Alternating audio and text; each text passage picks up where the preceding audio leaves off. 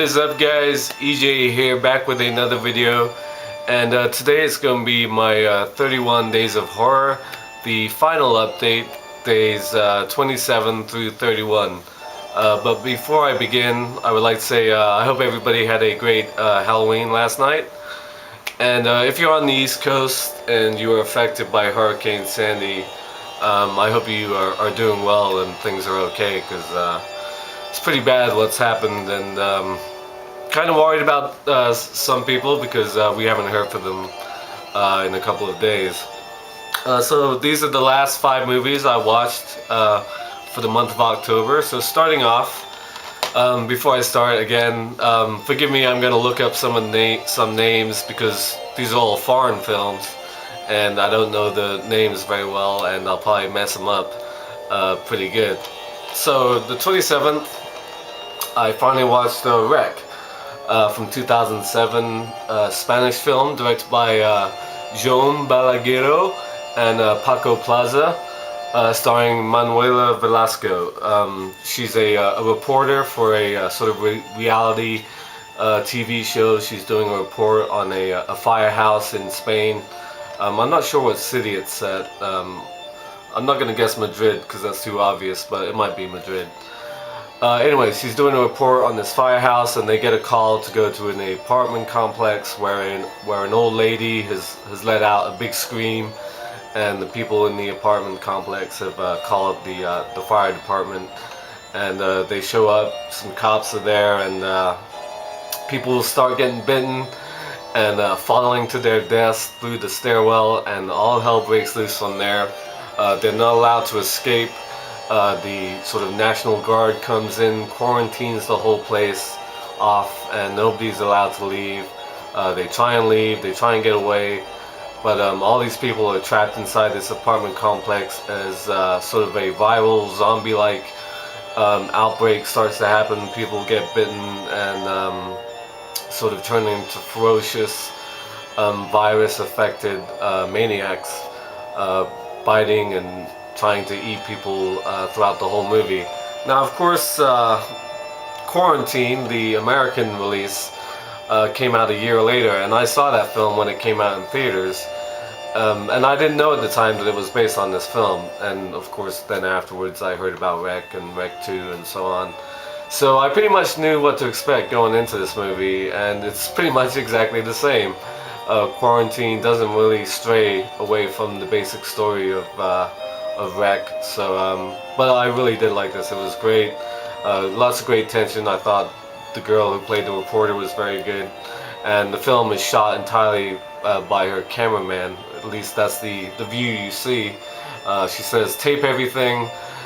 We don't care." All the cops and firemen say, stop taping," and no matter what, they tape everything, and it's very scary. Especially towards the end when they go up in the attic, the penthouse, and it's all sort of decrepit looking, and there's all kinds of weird stuff on the walls, and the creature that's up there is pretty gruesome looking. So I really enjoyed Wreck. So obviously, the 28th, I was planning on watching Wreck 2, but I ran into a problem. This is the DVD that Jesse, aka Midnight Crawler, or a Demented Domain, sent me. I won like 3rd place in this contest a long whiles back, and I hadn't watched it until now, and I tried watching it the 29th, but it started skipping all over the place at the beginning and then skipped ahead to like 20 minutes into the film, so I couldn't watch it. Unfortunately, I'm gonna have to try and get a replacement for this. I don't know if you knew about this, Jesse, but it's fine if you didn't, or you did. I'll just get a replacement. But I was unable to watch Wreck 2, which is a shame because I was hoping to watch it, obviously. Okay, moving on. The 29th, I sat down and watched Mortars from 2008, French film directed by Pascal Logier, starring Mojana Aloui and Mylene Jampanois. Wow, what do I say about this film? Well, at the beginning, it's about a young girl who was abused as a kid. She doesn't really know why or what for, but she manages to escape, and her and her friend sort of end up in this sort of orphanage type of situation. But later on in the film, the two of them plan to take revenge on the people responsible for this torture and abuse. And they go to this house where the seemingly normal family is. And when that door opens and the shotgun blasts start happening, I was sort of blown away. The first half of the film is about this girl Lucy, who was played by Mylene Jampanois. She was the one who was tortured as a child, and she's the one who takes revenge on this family. She just opens the door and starts blasting away with a shotgun, and then she calls up her friend Anna to come and help her sort of dispose of the bodies in the situation. But in the meantime, she's constantly seeing these nightmarish figures who are all bloody and emaciated, and she's always like cutting herself. It's a completely it's a figure of her imagination. And the first half of the film is very bloody and very gory, and but the second half is even more shocking. Lucy eventually dies from self-inflicted wounds, and then these people come to sort of find out what's happened at this house, and they find Anna there, and one of these emaciated girls with a messed up thing on her head, like a helmet that's like been stapled into her head. And then the real terrifying stuff starts to happen, because they lock up Anna down in the dungeon, in the cell down below the house. It's like a basement. They chain her up to the wall and make her sit in this chair.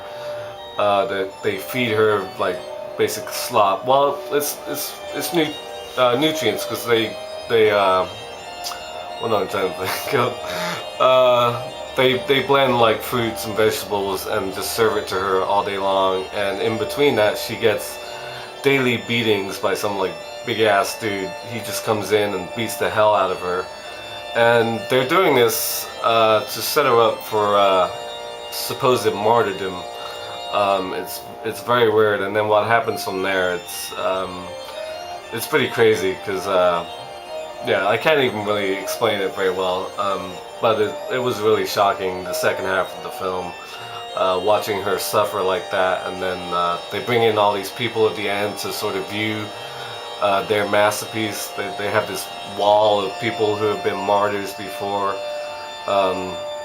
Very interesting. And it was kind of disconcerting that one of the people, the names of the people at the end is the same as mine. My first name, my actual first name. So that was kind of shocking to see that.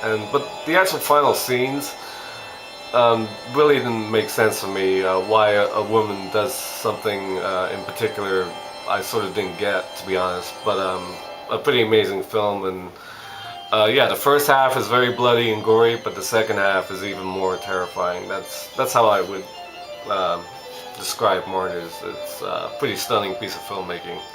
That's for damn sure. Okay, the 30th. Moving on, going too slow here. I watched Dead Snow, directed by Tommy Wirkola, Norwegian film. I'm not even going to try and pronounce the actors, because there's a whole bunch of them, and I obviously don't know the Norwegian names that well. But this was a lot of fun, really great. A bunch of sort of college kids go up to the mountains to go skiing out of a cabin. There's like 3 girls and I think 4 guys, and one of the guys, his girlfriend is coming as well. But while they're there, they are an old man sort of stops by, some traveler, a creepy old guy, and he tells them this story about these mountains, how in World War II the Nazis had a base of operations for their battleships out of the fjords up there in Norway. But the townspeople rebelled, the Norwegian townspeople rebelled, and drove them up into the mountains with all this gold and silver and so on. And of course, later on in the movie, they come back as terrifying zombies. A lot of fun. The first half of the film is pretty slow, but I enjoyed like the dialogue, especially the big guy who's like the movie freak. I enjoyed that type of stuff. And then the kills start happening. Lots of blood. Lots of fun, and I love the ending too. I thought the last final scene was great. Yeah, nobody is spared in Dead Snow, and it was a lot of fun. I really liked it. Okay, moving on. That was the 30th. The 31st, obviously Halloween last night. I was planning to watch Frozen, and I bought this new like a couple of weeks ago, and it didn't play at all. It would play the previews at the beginning, and then it would just freeze on the black screen before it got to the menu to play the movie. So I was unable to watch Frozen.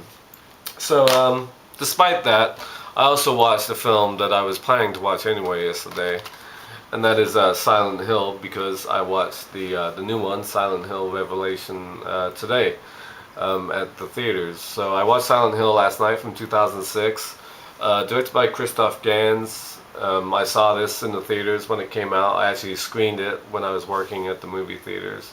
A really good movie starring Radha Mitchell, Sean Bean, and I didn't know this, but when I rewatched it last night, I was shocked to see that Andrea, Laurie Holden, who plays Andrea on The Walking Dead, plays the cop in this movie. Really great film, great atmosphere about a woman whose daughter is very troubled, has nightmares, and about Silent Hill, this place, and she goes to Silent Hill to figure out what's going on with her daughter, and her daughter goes missing, and she spends most of the film in Silent Hill looking for her. And of course, when the siren goes, darkness descends on Silent Hill, and it's all about this young girl who was burnt alive as a witch when she was a kid, and now she's turned into a demon, and she summons up all these scary creatures. I love the look of the executioner. He's got a big friggin' triangle for a head. I mean, it's almost like a black Star Destroyer from Star Wars. That's the image I always think of when I think of that guy. He has a Star Destroyer for a head. But that's Silent Hill from 2006. Really good, based on the video game, of course. So yeah, I watched Silent Hill Revelation today in 3D. Not as good as the first one. I did like the main girl who played now that the daughter is all grown up. Sharon is her name, or Heather. She's called by a bunch of different names in this film, and she's living with her father, played by Sean Bean, and they've moved from town to town. So it's kind of interesting, and she's moved into this new high school, and there she meets another guy who's new in town, and he's played by Kit Harington from Game of Thrones, who plays Jon Snow. So it was interesting seeing him in a different role. But this girl, Adelaide Clemens, plays Heather. Looks a lot like Radha Mitchell, which is I think kind of the point. And she gets this great new white jacket early on in the film, and it goes great with her sort of red sweater. It's a great look, and she gets lured back to Silent Hill after her father goes missing. He gets taken. And of course, all kinds of nightmarish things happen when she gets there. Some crazy looking creatures. It's great visually, I'll say that about Silent Hill Revelation, but the story as a whole is kind of a mess. She's like half of Alessa, the demon child. She's the innocent half of Alessa, and there's this group, this order that begins with a V. It kind of reminds me of the Volturi. Whenever you talk about a weird order like this, the Volturi from the Twilight films, I just couldn't help but think about that. I forgot the name of it exactly, but they're the ones who are trying to get Heather back to Silent Hill. Yeah, it's an okay film. I mean, the special effects were cool, and again, I like the executioner with the big triangle head. He was cool looking, and there's a big battle between him and like the main woman, the witch, at the end. It's kind of stupid, to be honest, but it was okay. I liked Sean Bean and Kit Harington. So yeah, I watched Silent Hill Revelation today. So there's my 31 Days of Horror. I hope you guys enjoyed me telling you about all the films I watched.